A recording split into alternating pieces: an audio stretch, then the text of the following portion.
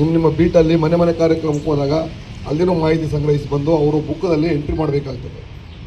So ಈಗ ಇತ್ತೀಚೆಗೆ ಯಾರ್ಯಾರು ಹೊಸ ಫೋಟೋಗಳೇ ಇಲ್ವೋ ಅಂಥವ್ರು ಫೋಟೋ ತಕ್ಕೊಳ್ಳಿ. ಯಾರು ಆಬ್ಸೆಂಟ್ ಆಗಿದ್ದಾರೋ ಮತ್ತು ನೆಕ್ಸ್ಟ್ ವೀಕ್ ಅವ್ರನ್ನೂ ಕಾಲ್ ಮಾಡ್ತೀವಿ. ಎನ್ಕ್ವೈರಿಗೋಸ್ಕರ ಕರೆಸಿದ್ದೀವಿ. ನಿಮ್ಮ ಚಲನವಲನಗಳು ನಿಗಾ ಇಡಬೇಕು ಅನ್ನೋದು ನಮ್ಮ ಉದ್ದೇಶ.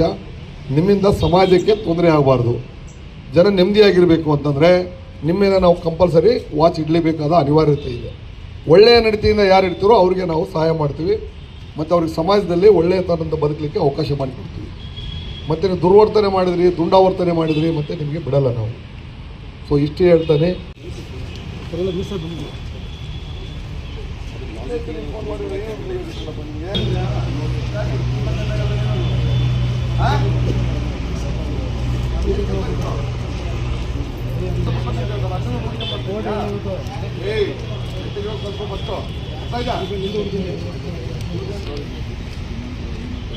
ನಡೀತಾ ಇದೆಯಾ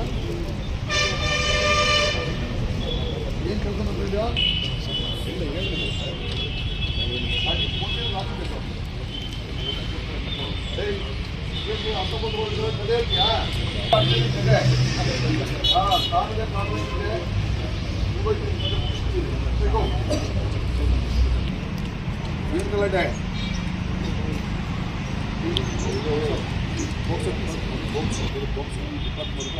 ಅದೇ ಹುಡುಗಿನ ಮದುವೆ ಆಗಿಯಾ?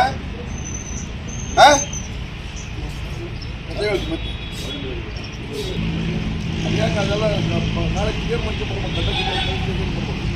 ಅರ್ಥ ಆಯ್ತಾ? ಮತ್ತೆ ಇನ್ನೇನು ಪ್ಲಾನ್ ಮಾಡಿದ್ಯಾ? ಇನ್ನು ಏನು ಪೊಲೀಸ್ ಮಾಡೋದು ಅದು ಮಾಡೋದು ಈ ಕತೆ ಮಾಡಿದ್ರೆ ಮತ್ತೆ ಗಡಿಪಾರು ಮತ್ತು ಗೂಂಡ ಎಲ್ಲ ಆಗ್ತದೆ. ಅರ್ಥ ಆಯ್ತಾ? ಕರೆಕ್ಟಾಗಿ ಹೇಳ್ಕೊಬೇಕು. ಇಷ್ಟು ಜನ ಇರಲಿ, ಬೇರೆ ಬೇರೆ ತೊಗೊಳ್ರಿ, ಇಮಿಡಿಯೇಟ್ ಸಪೋರ್ಟ್ ಮಾಡಿದ್ವಿ. ಅರ್ಥ ಆಯ್ತಾ? 25 ಕೇಸ್ ಅಂದರೆ ನೀವು ಬರೀ ರಿಯಲ್ ಎಸ್ಟೇಟ್ ಮಾಡ್ತಿರೋದು ಜಲ್ದಿ ಮೋಸ ಮಾಡ್ತಾ ಇದೆಯಾ? ಬಾಯ್ ಮುಚ್ಚು. 25 ಕೇಸ್ ಸುಮ್ಮನೆ ಆಗ್ಬಿಡ್ತಾವೆ ನಿನ್ಮೇಲೆ. ಒಂದು ಕಥೆನೇ ಅದಾಗಿದೆ ಬೆಳಿಗ್ಗೆ ಮತ್ತೆ